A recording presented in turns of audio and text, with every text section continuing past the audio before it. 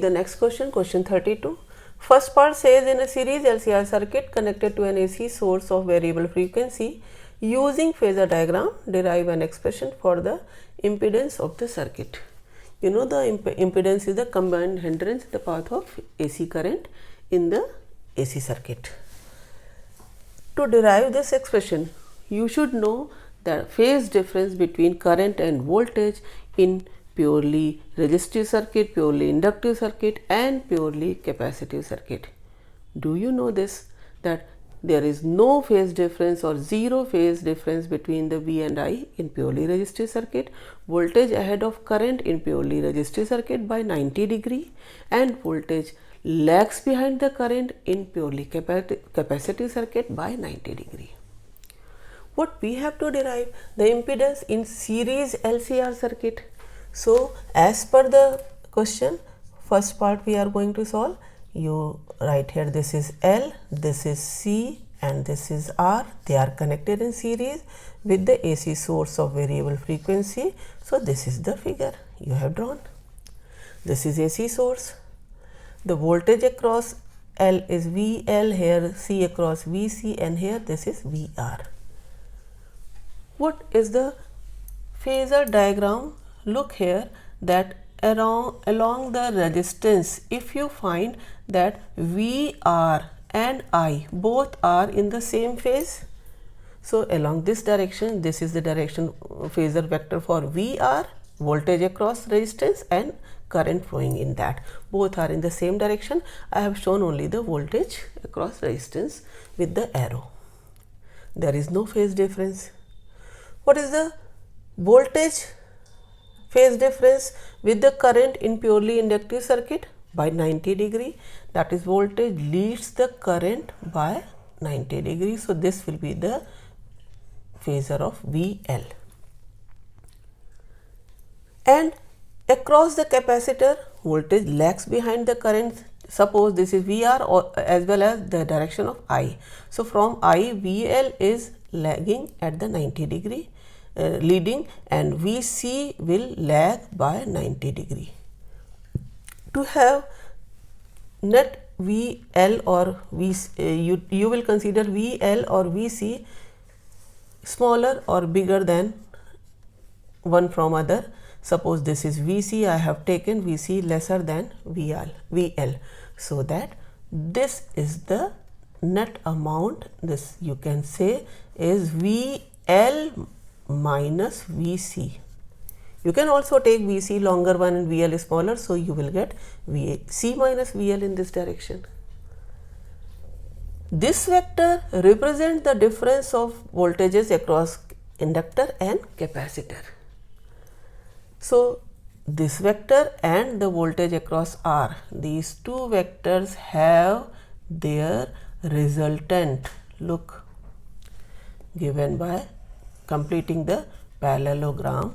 If you see here, so this is the resultant voltage denoted by V at the angle phi from the current. Look, current in all three will be same.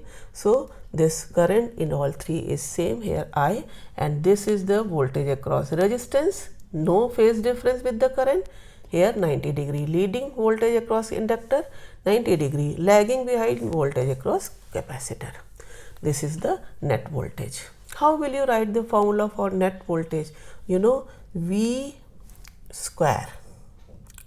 This will be written as this one plus this one. What is this? This VR whole square plus VL minus VC whole square. You have to derive the expression for the impedance. Learn from this expression, from this figure, you can find the expression for the figure for impedance triangle, that is called impedance triangle. How? You know, VR is IR, VL is IXL, inductive reactance, and VC is IXC. Is it or not? So, you can also derive the expression for impedance from this figure. How? Look, if you draw the impedance triangle like this, so VR is IR, so we take only R here. VL minus VC, if you take I common, then IXL minus IXC. So if this is the side same as this one, we have considered this one side, you can write here this is XL minus XC. What will be this side? This is V, this is this one. Look here, this side will be the impedance Z. How can you say what will be the expression for Z? Look, by the expression, first you can derive the expression for Z, and from this triangle 2 at the angle phi you will get the same expression. Look, if you put the values here in VR, VL, VC, so how will you write here? Look, this V square is given as I square common within bracket R square plus XL minus XC whole square.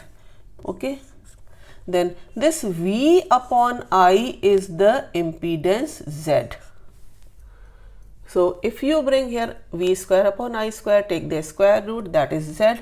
What will you get here? Is square root of R square plus XL minus XC whole square. So this is the impedance in the series LCR circuit, which was to be derived using phasor diagram. If it is said find the phase angle from this triangle, what will be the phase angle? Look, tan phi. Tan phi is perpendicular upon base, that is XL minus XC upon R. So in this way the phase angle can be calculated, and this is the expression for impedance. Look for the second part. In this part, in this figure it is shown, find the change in flux through a coil of resistance 100 ohm when a current is induced in it by change of flux as shown in the figure. This 10 ampere current induced in 0.5 second. You know induced EMF is given by minus del phi by dt. How will you write here? Magnitude wise this induced EMF can be written as only delta phi upon delta t. Then this delta phi can be written as magnitude of EMF into delta t. EMF can be written as I by V equal to IR. So this I delta t into R. We can write or not? Look how to write the expression. This I into delta t you can obtain from the graph. What is this? Area. So area of the graph, area under the graph, this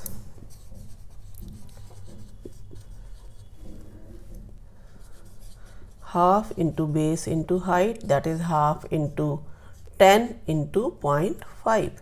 Therefore change of flux you will get here this 5 into 0.5 into R. What is R given here? Resistance 100 ohm. Therefore flux is 2.5. This 2.5 into 100, that is 250 Weber. So this is the change of flux. See the choice question of question 32. First part, write the principle of transformer. Can it work with DC? You know what is the principle at which the transformer working is based? Mutual induction. Mutual induction says when two coils placed near each other and in one coil current changes, then flux linked with other coil changes, hence EMF is induced in other coil. So change of current in first coil, EMF is induced in the other coil. This is called mutual induction, and working of transformer is based on this principle. Can it work with DC? No, because Continuous flux change takes place with the continuously changing current. DC is the steady current. So which is AC. That transformer works with it. So transformer cannot work with DC. Okay. So this is the answer of first part. Second part, in the same question, 11 kilowatt of electric power can be transmitted to a distant station at 220 volt, 20,000 volt. Which of the two modes will be preferred and why? How will you solve this question? You know, I is P upon V. How much power is to be transferred? 11 kilowatt. So 11 into 1000 watt upon V. You will find V in the first mode. If you put 220 volt, then this you will be, this is 220, this is okay. So this is 1100 upon 22. This is 50 ampere. So in the first mode, the current will be 50 ampere if the supply is made at 220 volt. What will be the current in the second mode? In the second mode, if you calculate current, then it will be 11,000 upon 22,000. That is 0.5 ampere. Therefore, in which case the two modes will be preferred and why? You know, power wastage is I square R. Long cables are connected in series. So here this is 50 into 50 into R. Okay, and here in the second mode only 0.5 into 0.5 into R. In both the cases, you can find in which case the power loss will be more in the first case. Therefore, transmission is considered in the second case useful, less power loss. So it is said that which mode will be preferred? The second one. That's why it is said that transmission is done at high voltage, because at high voltage the current through the cable is less, so power loss is less. The second part, in this figure, the inductance, this is the coil, and resistance R have identical resistances, and both the bulbs B1 and B2 are identical. This, when switch S is closed, first part, which bulbs lights up earlier? Second part, will the bulbs be equally bright after some time? Look, the first part is based on the mutual induction, how the questions are asked. The second part of the same question is based on the self induction of coil. How? Look, these L and R, coil and resistances, these two have equal resistance and bulbs are also identical. So whatever will be the current flowing through the positive terminal of the cell as soon as the switch S is closed will be equally divided here in this part, and in this part the same current will flow and it will come again here. So in these two parts, equal resistances, equal currents. Question asked that which bulbs lights up earlier? Bulbs are also identical. How will you say which bulb will light earlier? Look, B1 is connected with the coil, and which phenomenon takes place in the coil?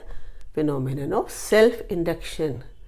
Growth and decay of the current through the coil is delayed due to the phenomenon of self-induction. That's why B1 will lights up later on, B2 will lights up earlier, because B2 is connected with resistance. So directly when the current reaches B2, it will lights up. What will happen? Current will come in B1 a little after, and this delay is due to self-induction takes place in the coil. What about the second part? Will the bulb be equally bright after some time? Yes. After some time the bulb will equally bright, they are identical, and there is no role of self-induction as current is once the current is set up in the circuit. Role of electrical inertia, delay in the growth or decay of the current, that is phenomenon of self-induction is finished. So B1 and B2 will light up equally after some time. They will bright equally. Look the third part. In this conductor, I is increasing at the constant rate. Find the direction of induced current in the conducting loops 1 and 2. Look, conducting loop 1 and 2. Look here. This is the loop 1 and this is the loop 2. How to find the direction of current? Induced current always opposes its cause of production. Induced EMF produces as per Lenz rule. You have read this. If the current is increasing, then opposition will be this. You mark this and tell the answer. In 1, what is the direction of current? This is clockwise. And in 2, what is the direction of current? Anti-clockwise. And both the directions are opposite to the main current, which is increasing. So in this way, you have to select the proper direction of induced current and answer.